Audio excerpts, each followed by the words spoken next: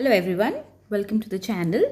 सो आज की video important है बिकॉज इसमें हम एनसीईआरटी का रिलेवेंस चेक करेंगे कि कितना इम्पॉर्टेंट एनसीईआरटी है, कितना ज़रूरी है एनसीईआरटी कवर करना। बिकॉज मैंने अपने ग्रुप पे पूछा था बच्चों, इस एस्पिरेंट से, कि किस किस को एनसीईआरटी पढ़ने में तकलीफ़ होती है, दिक्कत होती है, बर्डन जैसा फील होता है, राइट।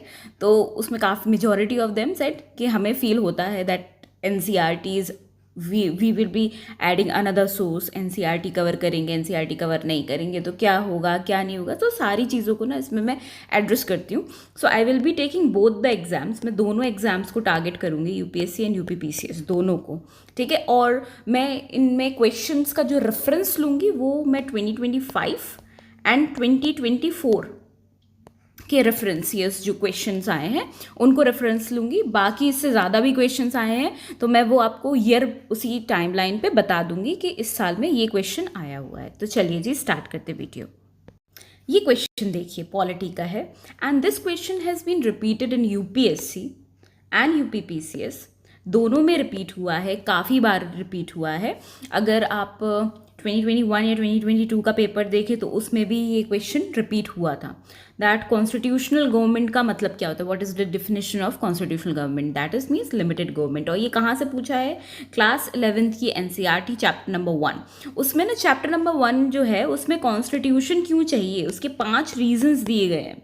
वो 5 रीजंस में से सबसे इंपॉर्टेंट रीजन है लिमिटेड गवर्नमेंट, मतलब आर्बिट्रीनेस नहीं होनी चाहिए किसी की भी, एब्सोल्यूटिज्म नहीं होना चाहिए। तो ये जो क्लास 11th की एनसीईआरटी है पॉलिटी की इंडियन कॉन्स्टिट्यूशन एट वर्क, सो वो बहुत इंपॉर्टेंट हो जाती है। उसमें जो आगे जाके chapter number 8 federalism and judiciary, वो जो चैप्टर्स हैं वो भी बहुत इंपॉर्टेंट हो जाते हैं। सो इस क्वेश्चन से हमें क्या पता चलता है भाई कि क्लास 11th की पॉलिटी की एनसीईआरटी मस्ट है, ठीक है।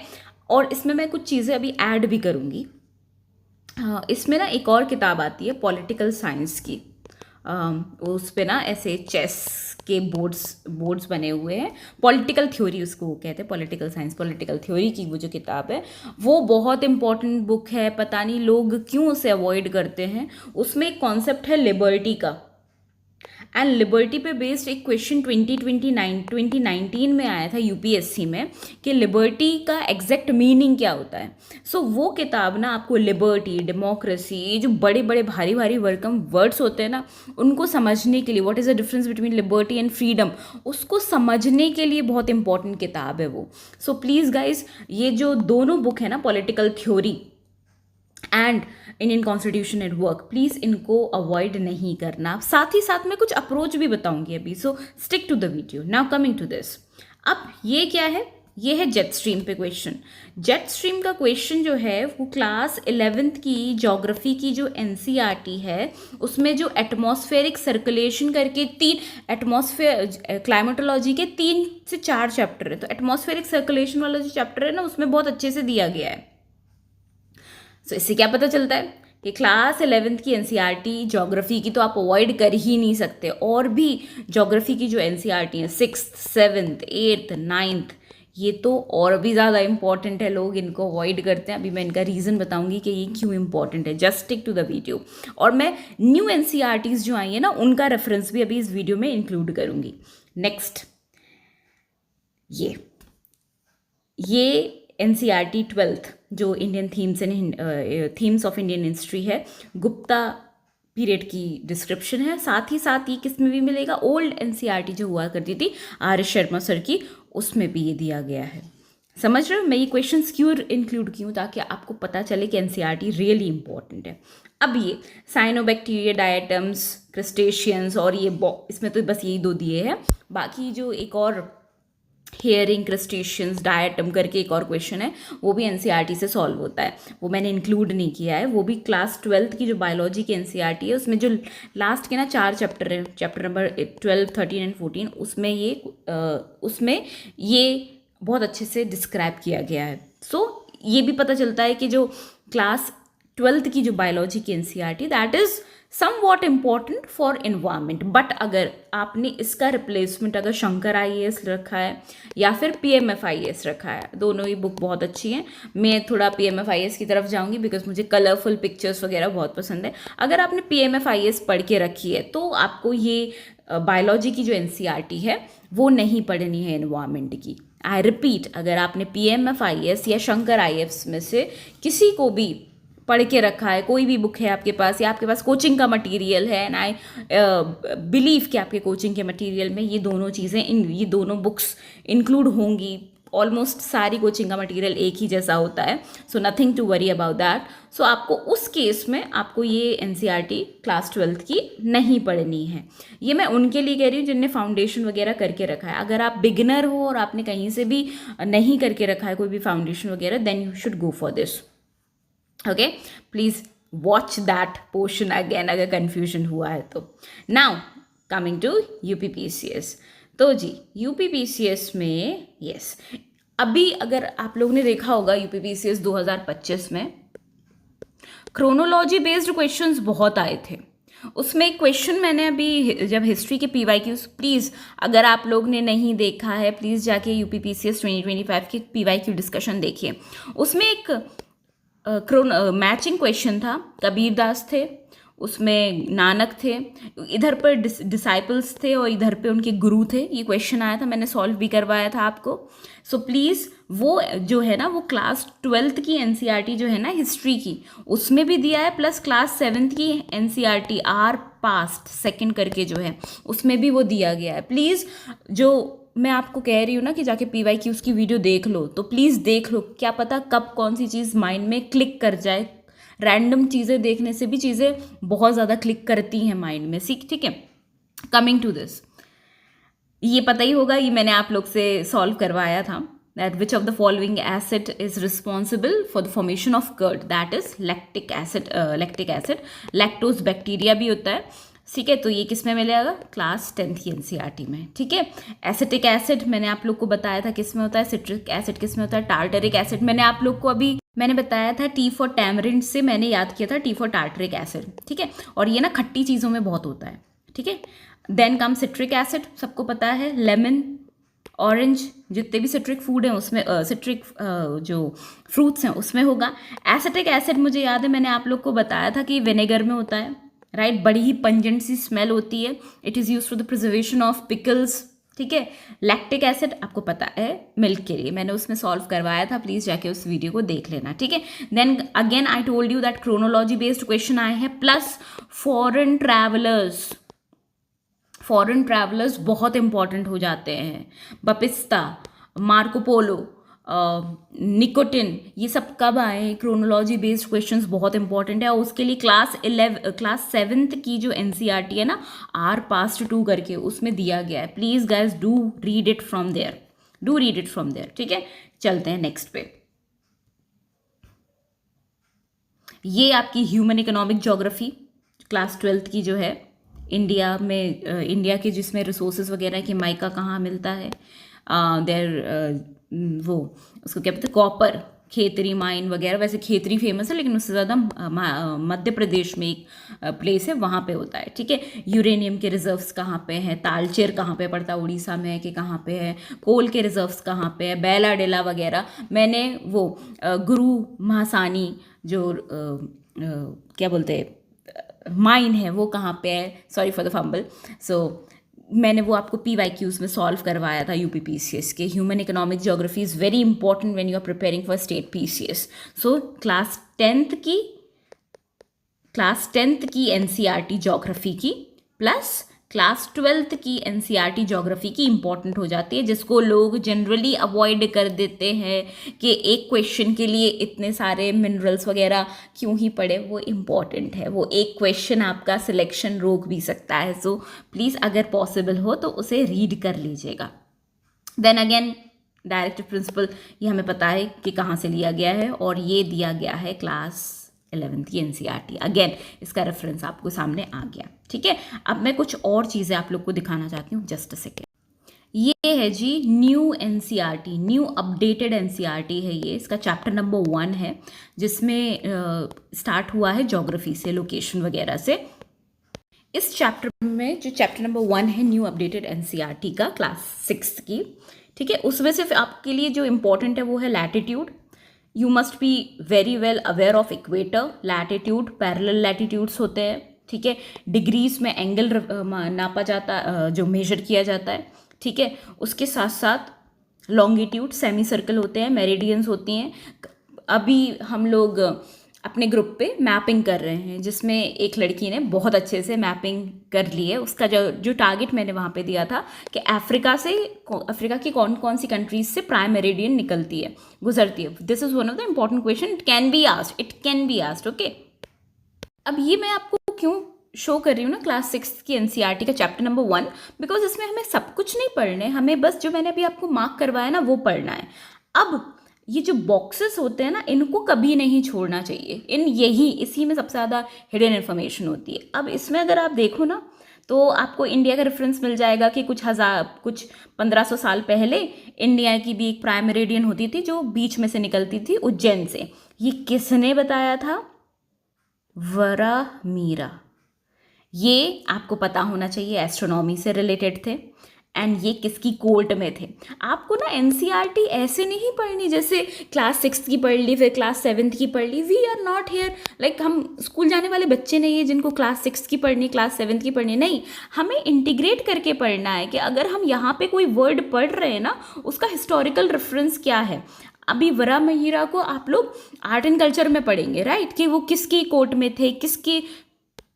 शुड बी अवेयर अबाउट कि चंद्रगुप्त टू के गुप्ता एम्पायर के उसमें थे, right. You should be aware about कि उन्होंने कौन कौन सी किताबें, उनका फेमस वर्क कौन सा है. बृहद संहिता हुआ, पंच सिद्धांत हुआ, because he is related to astrology, astronomy, ठीक है. सो आपको ना ऐसे कनेक्ट करना आना चाहिए. और ये कब होगा, आपको कब एनसीईआरटी पढ़नी चाहिए अकॉर्डिंग टू मी कि आपको कब एनसीईआरटी पढ़नी चाहिए. अगर आपका फाउंडेशन हो गया है, ठीक है, और आप काफ़ी हद तक अपना सिलेबस कवर कर चुके हो, काफ़ी हद तक, I am saying this, so you shouldn't waste any second. आप एनसीईआरटी उठाओ, उसमें से जो भी कीवर्ड्स दिख रहे हैं ना, एक तो पहले की एनसीईआरटीज़ में ये होता था कि लास्ट में जाके ना कीवर्ड्स होते थे, ग्लॉसरी टर्म्स होते थे, तो उसको आप कॉपी कर सकते थे, उनका रेफरेंस देख सकते थे. अभी ये 6 के एनसीईआरटी में शायद चेंजेस हुए हैं, तो आप ये नई एनसीईआरटी उठाओ. पुरानी कौन कौन सी एनसीईआरटी पढ़नी है वो भी मैं बता दूंगी. जैसे ये एनसीईआरटी है, आपने सरसराती नज़र से देखा, आपको पता चल गया ओके मुझे लैटिट्यूड पढ़ना है, लॉन्गिट्यूड पढ़ना है, मुझे ये देखना है कि इसमें कुछ वराहमिहिर से रिलेटेड दिया गया है, मुझे ये भी देखना है उज्जैन के मिडल से एंशियंट टाइम में एक प्राइम मेरिडियन जाती थी. बस ये रेफरेंस याद कर लो, क्या पता कल को यूपीएससी या यूपीपीसीएस ऐसा कुछ क्वेश्चन उठा के दे दे. And you should be like नहीं, प्राइम मेरिडियन तो सिर्फ royal observatory London Greenwich time से वहाँ से निकलती है. सो आपको इतना आइडिया होना चाहिए. साथ ही साथ ये मैप दिया है. अब यहाँ पे ना एक और चीज़, आप लोग बोलोगे कि कितनी बकवास करती है ये, मैं आपको बताती हूँ. आप ना उठाना 2018 का पेपर प्रीलिम्स का, यूपीएससी का 2018 का पेपर उठाओ. उसमें एक क्वेश्चन है कि कौन से लॉन्गिट्यूड पे मतलब आंसर उसका बेसिकली ये है कि दिल्ली एंड बेंगलोर जो है वो सेम लॉन्गिट्यूड पे फॉल करते हैं. अगर मैंने जैसे ये मैप देखा ना, the same thing clicked to me. अगर आप ये से, मेरा तो हाथ कपकपा रहा है, सॉरी, आप अगर ऐसे ड्रॉ करोगे, ये बिल्कुल सीधी नहीं है, तो दिल्ली और बेंगलोर आपको सेम लॉन्गिट्यूड पे दिखेगा. साथ ही साथ आपको एक और चीज़ भी दिख जाएगी कि चेन्नई जो है ना वो थोड़ा सा ऊपर है. अगर आप एक्चुअल मैप में देखोगे, मैपिंग आपको बहुत अच्छे से आनी चाहिए, ठीक है. अभी वो सब तो मैंने PYQ से रिलेट करके बता दिया. आपको जब आप मैप प्रिपेयर करो ना, इंडिया का मैप, तो आपको पता होना चाहिए कि जयपुर किस तरफ पड़ेगा, आपको पता होना चाहिए भोपाल ये ट्रॉपिक ऑफ कैंसर ये निकल रही है इंडिया के बीचों बीच. मैं थोड़ा सा रेफरेंस आपको मैपिंग का दे रही हूँ. I have so much of information कि मैं कभी कभी सोचती हूँ सबको चीज़ बता दूँ। ठीक है, आपको पता होना चाहिए भोपाल उसके ऊपर से जा रहा है कि नीचे, भोपाल नीचे है कि ऊपर है टीओसी के। आपको टीओसी के ऊपर और नीचे जो कैपिटल्स हैं कि रांची ऊपर है कि नहीं है, यहाँ पे नॉर्थ ईस्ट में मिजोरम और त्रिपुरा की कैपिटल्स क्या उसके नीचे है कि ऊपर है। सी ठीक ऐसे आपको याद कर, the moment I saw this map and ये सारी बातें मेरे दिमाग में चलने लगी। और आई वॉन्ट यू ऑल कि जो भी लोग बार बार प्रीलिम्स में फेल हो रहे हैं ना, वो अगर ये वीडियो देखें तो उनके दिमाग में भी ना डायरेक्ट आपके दिमाग में PYQ कनेक्ट होके ये मैप में आ जाना चाहिए। इस मैप को हमने सिर्फ इस पर्पज से देखा था कि अराउंड एंशिएंट टाइम में भी हमारे पास एक प्राइम मेरिडियन होती थी जो 75 डिग्री ईस्ट के अप्रॉक्स निकलती थी, लेकिन इस एक मैप में हमने PYQ भी डिस्कस कर लिया। आपने ये भी देख लिया कि चेन्नई जो है वो ऊपर है, आपने ये भी देख लिया कि दिल्ली और बेंगलोर एक ही लॉन्गिट्यूड पे लाई करते हैं, दैट इज आस्क्ड इन 2018। सो आपको ना इस तरीके से NCERT को यूज़ करना है। आपको NCERT को ऐसे यूज़ नहीं करना है कि हम पहले चैप्टर नंबर 1 पढ़ेंगे, फिर हम देखेंगे क्लास 6 की एक NCERT होती है आर पास्ट करके, उसमें दिया है नर्मदा नदी के किनारे पहली बार। ऐसे सिग्रीगेट करके नहीं पढ़ना है। आपको जब भी आप कोई चीज़ पढ़ रहे हो आपके दिमाग में PYQs चलने चाहिए and this is really important. आपको PYQs का रट्टा आना चाहिए और आपको NCERT कोई बर्डन की तरह नहीं पढ़नी। आपको NCERT पढ़नी है कि इसमें कहाँ पे कौन सी चीज़ काम की लिखी हुई है। जैसे इस पूरी जो चैप्टर नंबर 1 है इसमें कुछ नहीं दिया था, पूरा बकवास दिया है। सिर्फ इसमें longitude, latitude, prime meridian, great circle क्या होता है, हाफ सर्कल कौन बनाता है, लॉन्गिट्यूड बनाता है, लैटिट्यूड बनाता है, साथ ही साथ उसके बाद एक बस ये इंपॉर्टेंट टॉपिक था। बस ये चैप्टर नंबर 1 में भी ये 4 चीज़ें इंपॉर्टेंट थी। ठीक है, अब चलते चैप्टर नंबर 2 पे। Wait, okay, then comes ocean and the continent, that is the chapter number 2 of new NCERT। अब यहाँ ही पे मैं बता देती हूँ, मैंने जब PYQs डिस्कस किए थे ज्योग्राफी के 2025 UPPCS के, उसमें एक क्वेश्चन आया था, उसमें chronology, listen to the question, chronology wise हमें डिक्रीजिंग ऑर्डर में हमें लगाना था वाटर के सोर्सेस, किसके पास कितना परसेंटेज ऑफ वाटर है। Ocean and river, ocean first पे आ रहा था, रिवर सेकंड पे आ रहा था। अगर आपको पता है, ये मैं क्यों बता रही हूँ, देखो ये UPSC की तैयारी के लिए जब आप NCERT पढ़ोगे तो आपकी knowledge, I can't say this but हाँ, आपकी नॉलेज 6th क्लास के बच्चे की तो है नहीं। Already you know that oceans have approximately कितना पानी है ओशन के पास, आप बताओ। 70% है, 90% है, कितना है ओशन के पास। फ्रेश वाटर कितना है, सॉल्ट वाटर अर्थ पे कितना है, किसके पास है। ये सारे फैक्ट्स तो आपको पता होंगे ना, ये आपको और पता होने चाहिए बिकॉज ये बहुत बेसिक चीज़ है, राइट। अच्छा, अब मैं ये अगर NCERT का चैप्टर नंबर 2 उठाती हूँ तो उसमें से मैं इंपॉर्टेंट टॉपिक्स देखती हूँ कि इसमें क्या इंपॉर्टेंट है। ओशन की डेफिनेशन, ठीक है, लैंड मास एंड कॉन्टिनेंट, ये भी हमें पता होना चाहिए। साथ ही साथ हमें एक कॉन्सेप्ट हम ज्योग्राफी में पढ़ते हैं, पैंथलासा एंड पेंजिया का। ठीक है, पैंथलासा क्या था, पेंजिया क्या था, कौन सा लैंड मास था, कौन सा वाटर बॉडी था। पैंथलासा का रिमेनिंग जो वाटर बॉडी है वो आज के टाइम पे पैसिफिक ओशन कहा जाता है उसको या नहीं कहा जाता है, ये चीज़ें आपकी क्लियर होनी चाहिए। One of the reason why I always want कि लोग ना एक बार फाउंडेशन कहीं से भी कर लें ताकि ये उनकी बेसिक अंडरस्टैंडिंग क्लियर हो जाए। अच्छा, अब ये आता है GK का पार्ट। ये इंडियन नेवी का ये इंपॉर्टेंट हो जाता है। ठीक है, इंडियन नेवी का जो एम्बलम है उस पर ये मेंशन है, सॉरी मैंने ये छुपा दिया, ये मेंशन है, आपको ये पता होना चाहिए। ठीक है, देन कम्स अब एक और इंपॉर्टेंट चीज, ये सी, बे, गल्फ, इनमें आपको डिफरेंस पता होना चाहिए। ठीक है, साथ ही साथ मैपिंग यहाँ आ जाएगी, यहाँ पे मैपिंग आ जाएगी। मैपिंग में गल्फ ऑफ टोंकिन बहुत न्यूज़ में है, वियतनाम की साइड पे है कि थाईलैंड की साइड पे है। ठीक है, आपको आप जब भी कोई चीज़ पढ़ रहे हो ना, प्लीज़ आप उसको एक तो करंट अफेयर्स के साथ लिंक करो, आप उसे PYQs के साथ लिंक करो, और आपके पास जो नॉलेज है क्या उसमें को किसी तरीके से बढ़ोतरी कर सकता है उसके साथ कनेक्ट करो। NCERT ऐसे पढ़ी जाती है। हमें वर्ड बाय वर्ड एनसीईआरटी नहीं पढ़नी है, वर्ड बाय वर्ड नहीं पढ़नी है, हमें बस ग्लॉसरी टर्म्स देखने हैं, हमें इम्पोर्टेंट उसमें कोई डेट मेंशन है वो देखना है, किसी फेमस पर्सनालिटी का नाम मेंशन है, जैसे वरामिहिरा का नाम मेंशन था वो देखना है। वरामिहिरा किसी के क्या नवरत्नों में से एक थे, चंद्रगुप्त टू, जो चंद्रगुप्त टू गुप्ता पीरियड के जो किंग थे उनके पीरियड में थे, उनके वर्क क्या थे, ऐसे कनेक्ट करते हुए पढ़ना है आपको एनसीईआरटी। एनसीईआरटी कोई अलग से नहीं पढ़ना है, एनसीईआरटी को आपको इंटीग्रेट करना है अपनी प्रिपरेशन में, समझ रहे हो। अब इंपॉर्टेंट चीज़ आ रही है, रुको, मैंने कहा था सबसे इंपॉर्टेंट चीज़ आ रही है, वो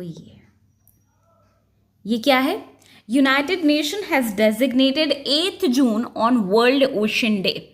हमें एक पता है, हम लोग के माइंड में एक बैरियर है, आई ऑलवेज से दिस, एक मेंटल ब्लॉक है कि हम डेट्स याद नहीं कर सकते, ठीक है। लास्ट ईयर मैं रेफरेंस दे रही हूँ, यूपीपीसीएस 2025 में there is one question, world water day, world AIDS day and world I think it was ozone day था। World water day I remember somehow, because मैंने जब आपको PYQ सॉल्व कराए थे मैंने वहाँ पे भी बताया था 22 मार्च के आसपास किसी मेरे फैमिली मेम्बर का बर्थडे होता है, तो that's why I remember that. World ozone day 16 सितंबर के आसपास होता है, बिकॉज तभी मॉन्ट्रियल प्रोटोकॉल साइन हुआ था, it was come into force, ठीक है। ऐसे करते करते याद हुआ था। अब अगर सपोज करो कभी ओशन से रिलेटेड कोई डे आ जाता है, चाहे यूपीएससी में चाहे यूपीपीसीएस में, एंड अगर आपको पता नहीं है और आप फिर आके ये बोलते हो कि पता नहीं कहाँ से क्वेश्चन पूछ लिया, इतना स्टैटिक कौन याद कर सकता है, क्लास 6 की अपडेटेड एनसीईआरटी में ये मेंशन है। ये छोड़ो, ओशन से रिलेटेड कोई मेंस में एक सवाल आता है, मेंस में एक सवाल आया है, लिसन टू दिस, मुझे एक्चुअल स्टेटमेंट याद नहीं है, ओशन से रिलेटेड मेंस में सवाल, प्लीज बैकग्राउंड नॉइस को अवॉइड करना, ओशन से रिलेटेड सवाल आया था, oceans are losing its memory, ठीक है। ये क्वेश्चन था मेंस में, मेमोरी करके लोग भूल गए थे, बट जब हम मेंस की बात करेंगे आप उसमें अगर ये डेट मेंशन कर दो कंजर्वेशन एफर्ट्स में कि हाँ यूनाइटेड नेशन ने जब हम एफर्ट्स उठाएं ओशन कंजर्वेशन के लिए क्या इनिशिएटिव हैं वर्ल्ड लेवल पे, पॉजिटिव जब हम कंक्लूजन भी लिखें, वे फॉरवर्ड भी लिखें, तब क्या अगर हम उसमें ये मेंशन कर दें, ये डेट मेंशन कर दें, तो क्या हमें थोड़ा सा एक्स्ट्रा एज नहीं मिल जाएगा? बताओ, मिल जाएगा ना? मिल जाएगा, राइट। सो आपको एनसीईआरटी को यूज ऐसे करना है कि आपको यूज ऐसे करना है कि आपको बहुत ज़्यादा फायदा हो। आपको एनसीईआरटी कोई सेपरेट एंटिटी के तौर पे मत देखो, उसको आपको इंटीग्रेट करते हुए पढ़ना है। आप कोई भी टॉपिक पढ़ रहे हो, आपने वो कंप्लीट किया, आपने अपनी एनसीईआरटी खोली क्लास 6, आपके पास एक तो लिस्ट होनी चाहिए कौन कौन सी एनसीईआरटी इंपॉर्टेंट है। आपने अपनी लिस्ट के अकॉर्डिंग आप उस चैप्टर पे गए, आपने देखा कुछ ऐड कर सकते कर नहीं कर सकते, and then you are sorted, अपने नोट्स में ऐड कर लो। जैसे अभी एक इंट्रैक्शन हुआ था मेरा, कोई बात नहीं उसमें नहीं जाते, ये पैराग्राफ देखो, ये PYQ भी है 2025 का। ओशंस जो हैं वो ज़्यादा ऑक्सीजन प्रोड्यूस करते हैं, ये 2025 में पूछा गया था, राइट। सो वो अगर आप क्वेश्चन देखो तो आपको पता चल जाए कि that can be solve from this NCERT also, class 6 की बेसिक एनसीईआरटी से सॉल्व हो जाएगा। उसी में एक और चीज़, Greenland is the largest island in the world. अब यहाँ कन्फ्यूजन पता है क्या हो सकता है? दो कन्फ्यूजन, एक तो आपको ग्रीनलैंड पता होना चाहिए कि किसकी ऑटोनॉमस किसकी टेरिटरी है, किसकी नज़र है, यूएसए का कौन सा पी से एक बेस है, एयर बेस है जो ग्रीनलैंड में, बेसिकली ग्रीनलैंड क्यों न्यूज़ में है, ग्रीनलैंड क्या आर्कटिक सर्कल का पार्ट है, वो उस नज़रिए से तो करंट अफेयर में आ जाएगा। एक और स्टैटिक एंगल बताती हूँ, यहाँ क्या लिखा है, Greenland is the largest island in the world. अब सपोज करो मैं आपसे बोलती हूँ Indonesia is the largest island country in the world. कभी कभी ना इंसान कंफ्यूज हो जाएगा इसमें। अगर मैं ये कह रही हूँ Indonesia is the largest island country, और अगर आपने यहाँ पे सिर्फ इसको ऐसे पढ़ा है कि Greenland is the largest island, you might get confuse in the exam. आपको कोई भी चीज़ आप पढ़ रहे हो, आपको कॉन्सेप्चुअल क्लैरिटी उसकी बहुत इंपॉर्टेंट होना चाहिए, प्लस साथ ही साथ आप उसको अपनी नॉलेज के साथ इंटीग्रेट करके चलो। मैं बार बार कह रही हूँ आपको इंटीग्रेट करते हुए पढ़ना है। आपको ये पता होना चाहिए कि दक्षिण गंगोत्री अंटार्कटिका में था। हिमाद्री जो है वो आर्कटिक में है। ठीक है, अगर आपको याद करने में प्रॉब्लम हो ना तो हिमालय कहाँ है, नदर्न हेमिस्फेयर में आते हैं ना, इंडिया नदर्न हेमिस्फेयर में, तो हिमाद्री कहाँ आएगा, नदर्न हेमिस्फेयर में। दक्षिण गंगोत्री हुई, मैत्री हुई, ये आर्कटिक में इंडिया के बेसिस हैं, रिसर्च बेसिस है। ठीक है, अब तो ये तो बंद हो गया है, अब एक और नया चालू हुआ है वहाँ पे। ठीक है, हाँ, ये है यूनिटी एंड डाइवर्सिटी का चैप्टर नंबर 8 क्लास 6 के एनसीईआरटी का। ठीक है, अच्छा, ये वैसे तो क्लास 11th में होता था, लेकिन आपको पता है रिच डाइवर्सिटी है इंडिया में, कितनी सारी कम्युनिटीज़ रहती है, कितनी सारी लैंग्वेजेस हैं, कितने सारे चॉइसेस हैं, बहुत ही अलग तरीके की यूनिटी एंड डाइवर्सिटी है इंडिया में। And that's first time this concept was given by Nehru. Okay, so एक चीज़ मैं बताती हूँ आप लोगों को, ये मैंने ना एक यूट्यूब वीडियो पे देखा था, that's one of the famous personality. तो अगर मुझे उनकी वीडियो वापस मिली ना तो आई विल शेयर इट। अगर आप इंडिया को ना ऐसे डिवाइड करो, एक ऐसी लाइन अगर आप ड्रॉ कर दोगे, डिवाइड तो नहीं, ड्रॉ कर दोगे, सॉरी लाइन बहुत ख़राब बनी है मेरी, ऐसे आप ड्रॉ कर दोगे तो आपको ना एक आइडिया मिल जाएगा कि ये जो भारत है यहाँ पे वीट, गेहूँ एक स्टेपल फूड है, और ये जो भारत है यहाँ पे राइस, चावल स्टेबल फूड है। ठीक है, प्लस ये वाला जो इंडिया है यहाँ पे वेजिटेरियनिज्म बहुत ज़्यादा है, ये वाला जो इंडिया है यहाँ पे नॉन वेजिटेरियनिज्म ज़्यादा है। तो आप कभी भी कोई सोसाइटी पढ़ो ना, अगर आप बस एक मतलब उसके उस तौर पे समझाने के तौर पे मैं आपको बता रही हूँ, ये चीज़ दिमाग में रखना। ठीक है, वैसे I hope I will share that video as well. वो तो बात करी थी मैंने छोटी क्लासेस की एनसीईआरटी, अब बात करते हैं बड़ी क्लासेस की एनसीईआरटी। ये क्वेश्चन था 2025 का। ठीक है, एंशिएंट रॉक सिस्टम से था, glacial deposit, light deposit, fossils कहाँ कहाँ मिलता है। आपको पता है कि साउथ अमेरिका और अफ्रीका ये जिग्सॉ फिट में फिट हो जाता है। तो ये कॉन्सेप्ट कहाँ दिया गया है, ये कॉन्सेप्ट बहुत अच्छे से क्लास 11th की एनसीईआरटी में दिया गया है। कॉन्टिनेंटल ड्रिफ्ट थ्योरी से ये क्वेश्चन सॉल्व होता है। सो ये आपको इम्पॉर्टेंट चीज़ें, इम्पॉर्टेंट कॉन्सेप्ट, इम्पॉर्टेंट बातें मैं क्यों बता रही हूँ, ताकि आप एनसीईआरटी को सेपरेट एंटिटी ना देखते हुए आप उसको ऐसे देखो कि कोई भी आप टॉपिक पढ़ रहे हो, आपने अपना वो टॉपिक पढ़ लिया, अब आप उसके 1 पेजर नोट्स या 2 पेजर नोट्स बनाने जा रहे हो, तो आप वापस एनसीईआरटी खोल के देखो, उससे रिलेटेड कोई जो टॉपिक पूछा क्वेश्चन है, उससे रिलेटेड कोई इंपॉर्टेंट इन्फॉर्मेशन है जो आपसे छूट गई है, कुछ भी, तो आप उसे कंप्लीट कर लो। राइट, हाँ, ये वाला भी 2025 का यूपीएससी का क्वेश्चन है, ईस्ट अलास्का से, जस्ट अ सेकेंड, ये क्वेश्चन 2025 का है। ठीक है, और इसमें पूछा गया था, इसमें 2 प्लेसेस दी गई थी, एक साइबेरिया दिया था और एक अलास्का दिया था। अगर आप इधर से दिस साइबेरिया मानो ईस्ट और ये अलास्का मानो वेस्ट, अगर आप इधर से इधर जाते हो तो क्या डे गेन होगा कि डे लूज होगा, और आप ईस्ट से वेस्ट जाते हो तो क्या डे गेन होगा, डे लॉस्ट होगा। एक और इंपॉर्टेंट चैप्टर, शायद वो मुझसे मिस हो गया, मैंने ऐड नहीं किया अपने पीडीएफ में, अभी जो न्यू एनसीईआरटी आई है ना क्लास 6 की, उसमें वो अब बड़ा ही क्लियरली तरीके से उन्होंने वो डिफाइन किया है that 1 degree is equals to 4 minute. ये जो कॉन्सेप्ट होता है टाइम, हम अगर एक जगह से दूसरी जगह ट्रैवल कर रहे हैं, एक कॉन्टिनेंट से दूसरी कॉन्टिनेंट, सो कितना टाइम गेन होगा, कितना टाइम लूज होगा, वो कॉन्सेप्ट भी न्यू एनसीईआरटी में ऐड किया गया है।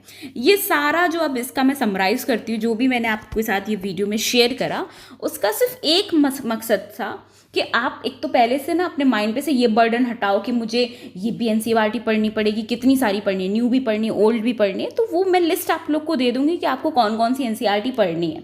एंड हर किसी को सारी एनसीईआरटी नहीं पढ़नी है, बिकॉज अगर आपने फाउंडेशन कवर करके रखा है, आपके पास ऑलरेडी आपका स्टडी मटीरियल है, तो आई एम श्योर कि उसमें आपकी एनसीईआरटी इंक्लूड होगी।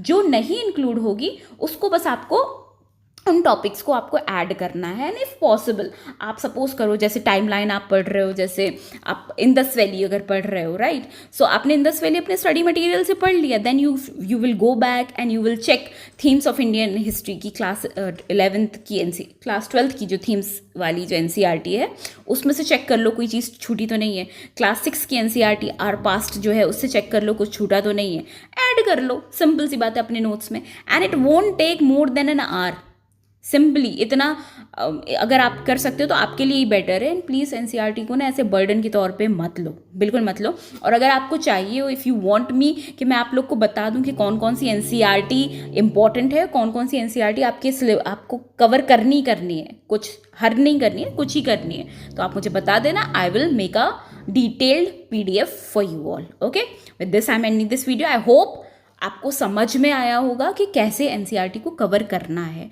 And why NCERTs are important. With this I am signing off. See you tomorrow. Bye.